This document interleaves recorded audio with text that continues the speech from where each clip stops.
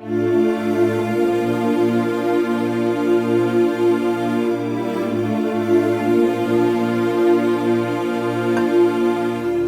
படிடி. இந்த வாட்டியாவது எக்ஸாம்ல பாஸ் பண்ணு. ஆதியப்பா ஆதியப்பா வாங்க வாங்க வாங்க.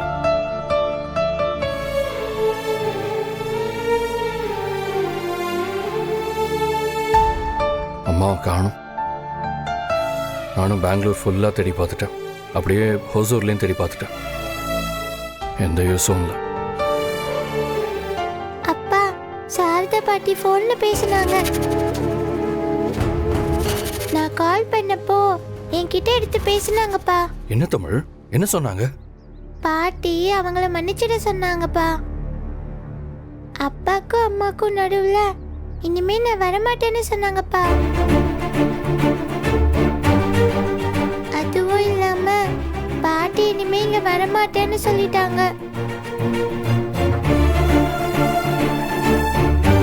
உங்ககிட்ட பேசினாங்களா? இல்ல ஆதி, நான் போன் வாங்கி பேசின உடனே காலை கட் பண்ணிட்டாங்க. அவங்க என் மேல பயங்கர கோவத்துல இருக்காங்க ஆதி.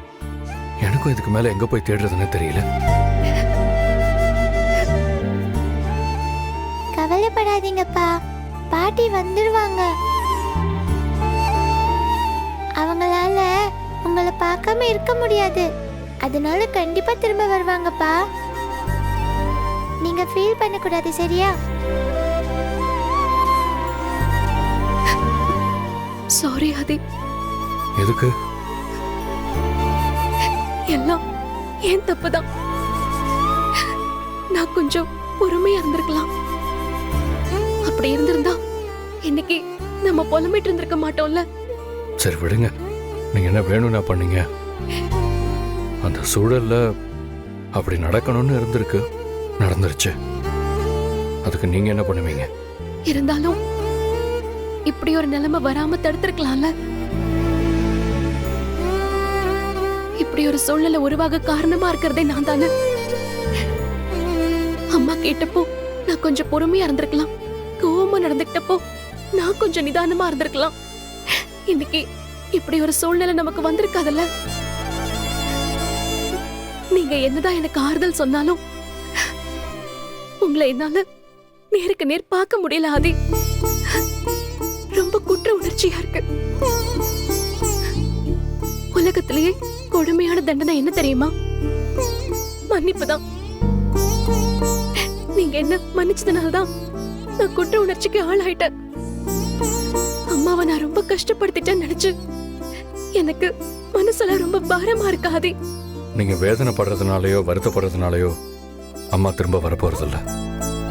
அவங்க கிட்ட நடந்துகிட்டதை நினைச்சு வருத்தப்படுறதை விட அவங்கள திரும்ப இங்க வரவழைக்க ஏதாவது நல்ல ஐடியா இருந்தா சொல்லுங்க.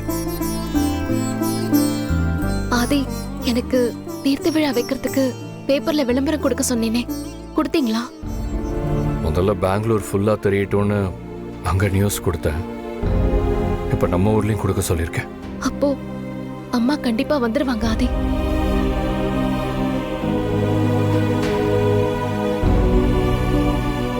என்ன ஆண்டாள் வீடு பூட்டி இருக்கு? வீட்டுல யாரும் இல்லையா? அதையே கேக்குறீங்க? நியூ இயர் அன்னைக்கு என்னென்னமோ நடந்துருச்சு. என்னாச்சு? என்ன நடந்தது?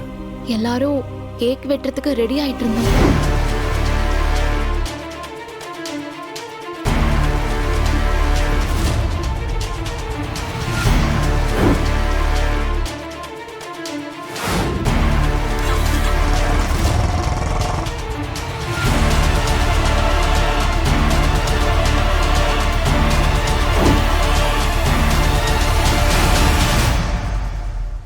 என்ன பாரதி, ஆண்டாளை யார் அப்படி கத்தியால குத்துனா? அதுதான் அதே யாருக்கும் ஒண்ணும் புரிய மாட்டேங்குது. ஆனா அது ஆண்டாள குத்த வந்த கத்தி இல்ல, அழகரை குத்த வந்த கத்தின்னு தான் எல்லாரும் நினைக்கிறோம். எனக்கும் அதுதாங்க தோணுது. அழகருக்கு பதிலா தான் ஆண்டாளை குத்திருக்காங்க. ஆமா, போலீஸ் கம்ப்ளைண்ட் ஏதாவது கொடுத்தீங்களா? போலீஸ் கம்ப்ளைண்ட் கொடுத்தா தானே ஹாஸ்பிட்டல்ல அட்மிட் பண்ணுவாங்க. கொடுத்துருக்கோம். சரி பாரதி, நான் ஆண்டாளை போயிட்டு ஹாஸ்பிட்டலில் பார்த்துட்டு வந்துடுறேன். வேண்டாம் ஆதி, ஆண்டாளுக்கு இன்னைக்கு டிஸ்சார்ஜ். இன்னும் கொஞ்ச நேரத்துல அவளே இங்க வந்துருவான். நீங்க ஃப்ரெஷ் அப் ஆயிட்டு வந்துருங்க. நான் உங்களுக்கு காஃபி போட்டு கொண்டு வரேன்.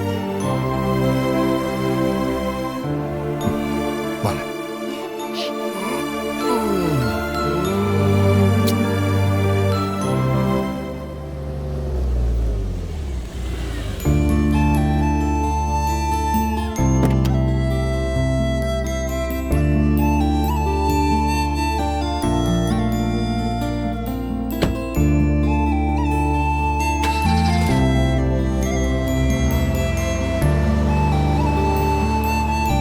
அக்கா,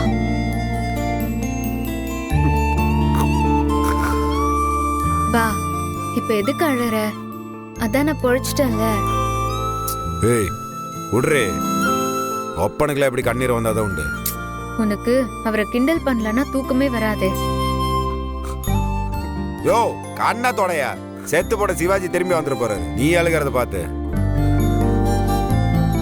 என்னையாச்சு? அதான் உன் மக சில மாதிரி நிக்கிறாள்ல, அப்புறம் என்ன? நீ வச்சிருக்கிற மீச சைஸுக்கும் மூஞ்சிக்கும் அழுதுட்டு உட்காந்துட்டு இருக்கிற. போய் கண்ணாடியில பாரு, காமெடியா இருக்கிற நீ. மாமா முதல்ல நிறுத்துங்க. அது என்ன எப்ப பார்த்தாலும் எங்க அப்பாவை கிண்டல் பண்ணிக்கிட்டே இருக்கீங்க? ஏன் அன்னைக்கு உங்க பொண்டாட்டி ஹாஸ்பிட்டல்ல இருக்கப்போ நீங்க கதறி கதறி அழலையா? அதெல்லாம் ஒண்ணு அழுகல. பைக்ல கூட்டிட்டு போறப்போ கண்ணுல மண்ணு பட்டுருச்சு. அதான் மண்ணு விழுந்தது கண்ணுல இல்ல, மீசையில. இதுக்கு பேர் தான் மீசையில மண் ஒட்டுறதா? என்ன சிரிப்பா?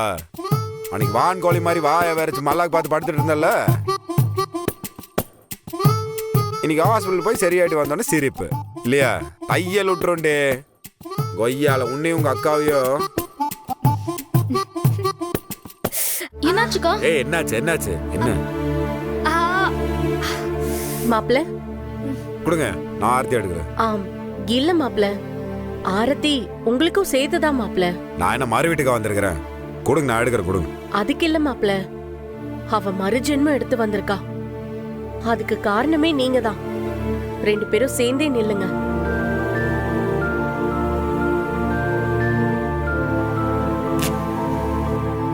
சீக்கிரம், எவ்வளவு நேரமா ஏத்துவ?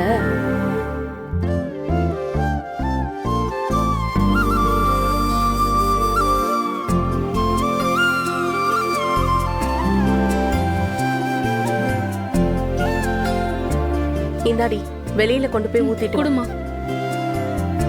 ஆம், அப்படியே இருங்க 2 பேரும். ஆஸ்பத்திரியில உன் மேலையும் மாப்பிள்ள மேலையும் விழுந்த கண்ணு கொஞ்சம் நெஞ்சும் இல்ல. இந்த மாதிரி புருஷன் எனக்கு இல்லன்னு உச்சி கொட்டாத பொம்பளைங்களே இல்ல. மொத்த கண்ணும் மாப்பிள்ள மேலதான். இதெல்லாம் ரொம்ப ஓவர்மா. பொண்டாட்டிக்கு அடிபட்டா எல்லாம் புருஷனும் தான் பாப்பாங்க. அதுல என்ன கண்ணு விழ வேண்டியிருக்கு? உனக்கெல்லாம் இப்ப புரியாது. நாளைக்கு கல்யாணம் ஆகி உனக்கு ஒரு புருஷன் வந்ததுக்கு அப்புறம் தான் புரியும். ஊரு கண்ணு, உறவு கண்ணு, நாய் கண்ணு, நரி கண்ணு, நல்ல கண்ணு, நொல்ல கண்ணு, எல்லா கண்ணும் காணாம போகணும். என் பிள்ளைங்க என்னைக்குமே சந்தோஷமா இருக்கணும். துப்பு துப்பு.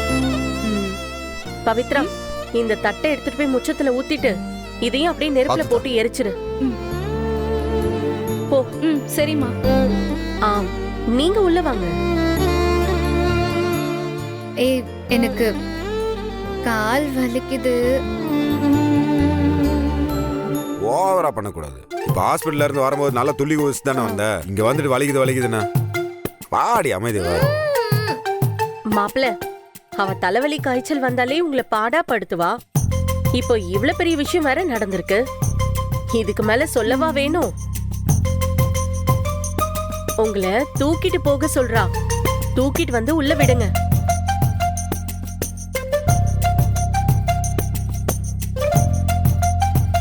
நீங்க என்ன வேடிக்கை பார்த்துட்டு இருக்கீங்க? வாங்க.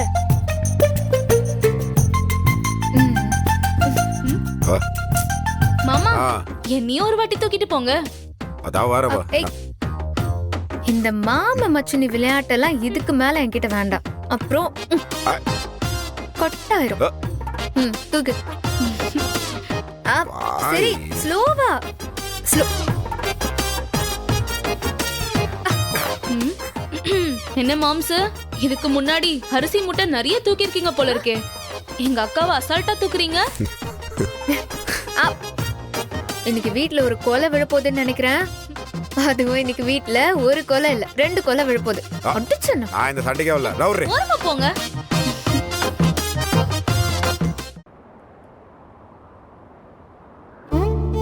அத்தை மாத்திரை கொடுத்துருக்குறா அவளுக்கு. சரியா, அவ தூங்கிட்டு இருக்கிறாவ. நீங்க வெந்நீர் எடுத்து வச்சிருங்க.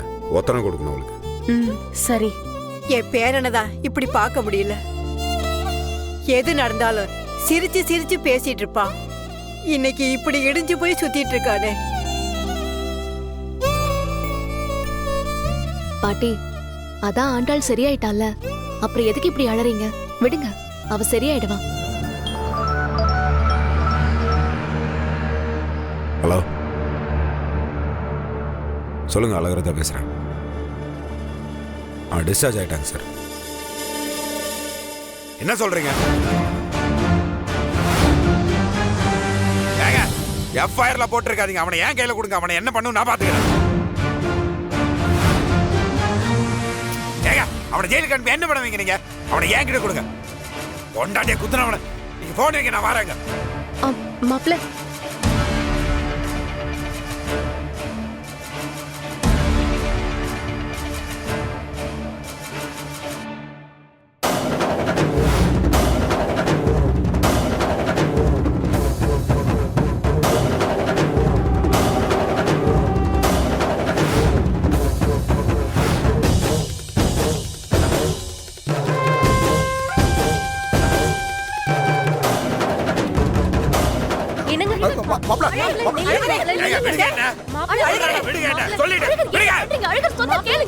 எங்க போறீங்க?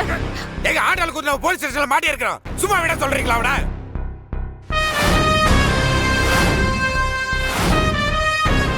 அவனை எல்லாம் நான் எங்க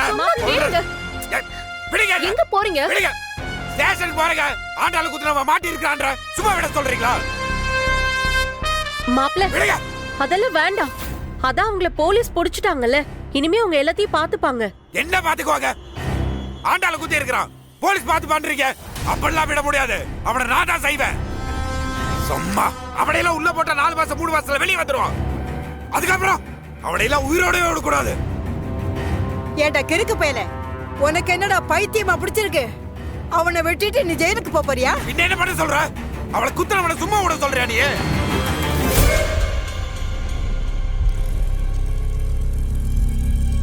ஆண்டாள் அன்னைக்கு ஹாஸ்பிடல் தூக்கிட்டு போகும்போது பேச்சு முச்சு இல்லாம இருந்தாவ. அவளுக்கு என்னாச்சு ஏதாச்சும் உயிர் இருக்குமா போகுமா தெரியறதுக்குள்ள எனக்கு உயிர் போயிருச்சு. என்னால அதெல்லாம் பேச முடியல. ஹாஸ்பிடல்ல ஆண்டாள ரத்தம் கொடுக்காம காப்பாற்ற முடியாது டாக்டர் சொல்றது உடஞ்சு போய் நின்று மறந்துட்டீங்களா எல்லாமே?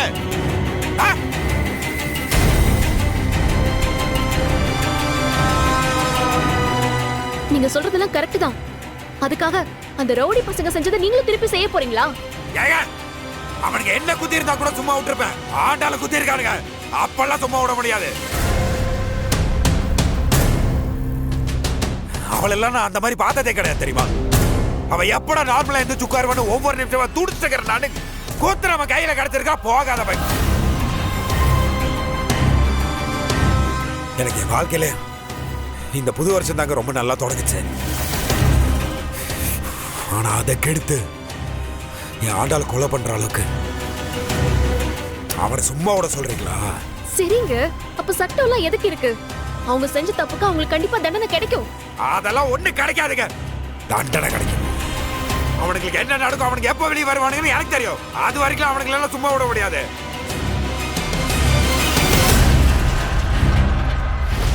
இதுக்குதான் நீங்க கஷ்டப்பட்டு ஆண்டாளை காப்பாத்துனீங்களா? சொல்லுங்க, அந்த ரவுடிங்களை வெட்டி ஜெயிலுக்கு போறதுக்காக நீங்க அவளை கஷ்டப்பட்டு காப்பாத்துனீங்க. அவ கூட சந்தோஷமா வாழணும்னு சொல்லிட்டு இப்ப நீங்களே அவ சந்தோஷத்தை கெடுக்க போறீங்களா?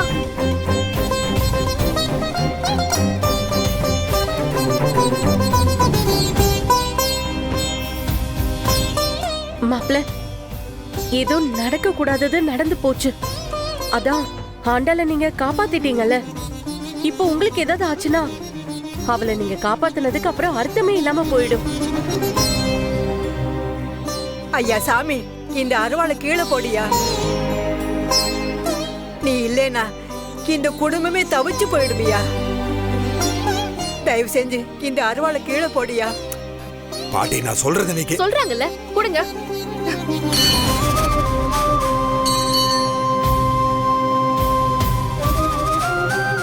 இங்க பாருங்க அழகர், நான் திரும்பவும் சொல்றேன், அவங்க செஞ்சதை நீங்களும் செய்யாதீங்க. அவங்கள நம்பி யார் இருக்காங்கன்னு எனக்கு தெரியாது. ஆனா உங்களை நம்பி ஆண்டாள் மட்டும் இல்ல, இங்க இருக்கிற எல்லாருமே இருக்காங்க. அத மட்டும் மனசுல வச்சுக்கோங்க. உங்க கோவம் உங்களை சுத்தி இருக்கிறவங்கள காயப்படுத்த கூடாது. அதெல்லாம் சரிதான். நீங்க இப்போதைக்கு வேணா என் கையில இருந்து அருவாளை வாங்கி கீழே போடலாம், என் கோவத்தை தள்ளி போட சொல்லலாம். ஆண்டாளை குத்தனவனும் சரி, அவளை குத்த சொன்னவனும் சரி, அப்படிலாம் சும்மா விட்டுற முடியாது.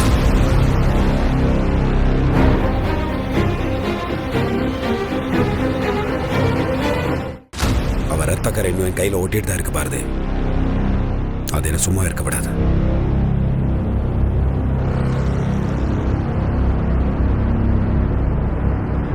இன்னைக்கு வேணா நான் நீங்க சொல்றதை கேட்டு அமைதியா போயிடுறேன்.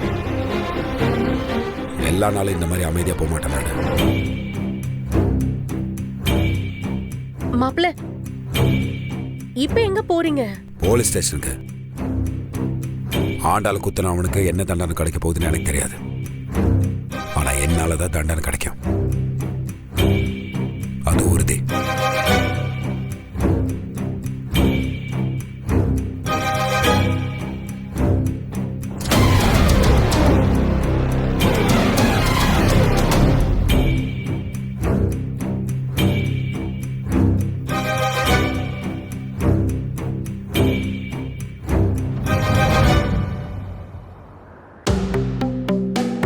வாங்க பாட்டி, வாங்கம்மா.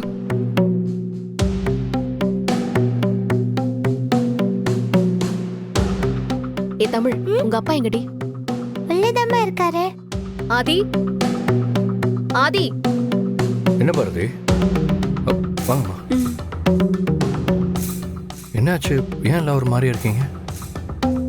ஆண்டாள குத்தன ஒருத்தனை போலீஸ் பிடிச்சிட்டாங்களா ஆதி? சரி, இப்ப அழகர் எங்க இருக்கான்? அவரு ஸ்டேஷனுக்கு தான் போயிருக்காரு. ஆனா ரொம்ப கோவமா இருக்காரு ஆதி.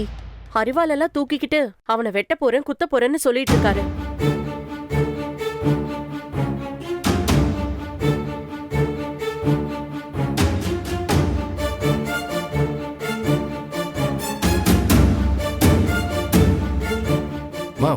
வாங்க உட்காருங்க பாட்டி, உட்காருங்க.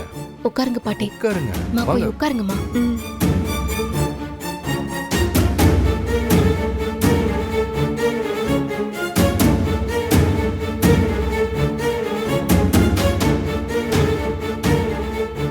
ஆதி, என்ன நாங்க பாட்டுக்கு பேசிட்டு இருக்கோம், நீ அமைதியா இருக்க? எப்படிமா கோவம் இல்லாம இருக்கும்? அழகருக்கு ஆண்டாள் தானே உலகமே. எனக்கே கோவத்துல ரத்தம் கொதிச்சிட்டு இருக்கு. அப்ப அழகருக்கு எப்படி இருக்கும்? அதெல்லாம் சரிதான் ஆதி. ஆனா கோவத்துல இவர் ஏதாவது பண்ணிட்டு போய் ஜெயில உட்கார்ந்தா அதுக்கப்புறம் என்ன பண்றது? வாழ்க்கையில எல்லாமே சரியா நடக்காது. நாம தான் அதை சரி பண்ணி நடத்திட்டு போகணும். நீங்க சொல்றதெல்லாம் கரெக்டு தான்மா. இது ஆண்டாளுக்கு நடந்த ஆக்சிடென்டா இருந்தா பரவாயில்ல. நம்மளோட கவனக்குறைவோ இல்ல விதியோன்னு நினைச்சு நம்ம அமைதியா இருந்துடலாம். ஆனா நடந்தது கொலை முயற்சி. நல்ல வேளை ஆண்டாள் உயிருக்கு எதுவும் ஆபத்தாகல. ஒருவேளை ஆயிருந்தா அதை நம்மளால யோசிச்சு பார்க்க முடியுதா? அப்படி யோசிச்சு பார்த்தா எவ்வளவு வலியா இருக்கும், எவ்வளவு வேதனையா இருக்கும். நமக்கே இப்படி இருந்தா அழகருக்கு எப்படிமா இருக்கும்? நீங்க சொல்றதெல்லாம் சரிதான். ஆனா அதுக்காக அவங்க கத்தி எடுத்தா பதிலுக்கு நாமளும் கத்தி எடுக்க கூடாதுல்ல. அவங்கள தண்டிக்கிறதுக்கு சட்டம் இருக்கு. அவங்க செஞ்ச தப்புக்கு கண்டிப்பா அவங்களுக்கு தண்டனை கிடைக்கும். அப்படியே அவங்க சட்டத்துல இருந்து தப்பிச்சாலும் கடவுள் கிட்ட இருந்து தப்பிக்க முடியாது. எல்லாத்துக்கும் கணக்கு கொடுத்துதான் ஆகணும். அட போங்க பாரதி, கடவுள் தண்டிப்பாரு காப்பாத்துவாருன்னு நாம தான் நம்பிக்கிட்டு இருக்கோம். ஆனா அங்க காப்பாத்தப்படுறதும் நல்லா இருக்கிறதும் தப்பு பண்றவங்க தான். சின்ன வயசுல இருந்தே பொய் சொல்லாத, திருடாத, அடுத்தவனை ஏமாத்தாத, அடுத்தவனை கஷ்டப்படுத்தாதன்னு இப்படி சொல்லி சொல்லி தான் எல்லாரும் வளர்க்குறாங்க. ஆனா அதெல்லாம் ஃபாலோ பண்றவன் நல்லா இருக்கிறதே இல்லை. இந்த பாவத்தெல்லாம் பண்றான் பாருங்க, அவன் தான் நிம்மதியா சந்தோஷமா இருக்கான். இந்த உலகத்துல நல்லவனுக்கு கிடைக்க வேண்டிய எல்லாமே கெட்டவனுக்கு தான் கிடைக்குது. அதுவும் ரொம்ப ஈஸியா கிடைக்குது. சும்மா ஒண்ணும் கிடைக்கல, மாலை மரியாதையோட மேலதாளன்னு எல்லாமே முழு அங்கீகாரத்தோட கிடைக்குது. இப்படி இங்க எல்லாம் தலைகீழ நடந்தா அப்ப நல்லவனா இருக்கிறதுக்கு என்ன யூஸ் இருக்கு? அழகர் மாதிரி அருவாளை எடுக்கணும் தான் தோணும். அதுக்காக தப்பு பண்ணணும் நம்மளும் ஒன்னா. அவனுக்கு எதை பத்தியும் கவலை இருக்காது. ஆனா நமக்கு குடும்பம் இருக்குல்ல. ஏமா, தப்பு பண்றவனுக்கும் குடும்பம் இல்லையா என்ன? அதெல்லாம் இருக்கதான் செய்யுது. ஆனா அவங்க கிட்ட இல்லாதது நம்ம கிட்ட இருக்கு. அதுக்கு பேர் தான் மனசாட்சி. ஒரு தப்ப பண்ணிட்டு நம்மளால நிம்மதியா தூங்க முடியுமா சொல்லுங்க?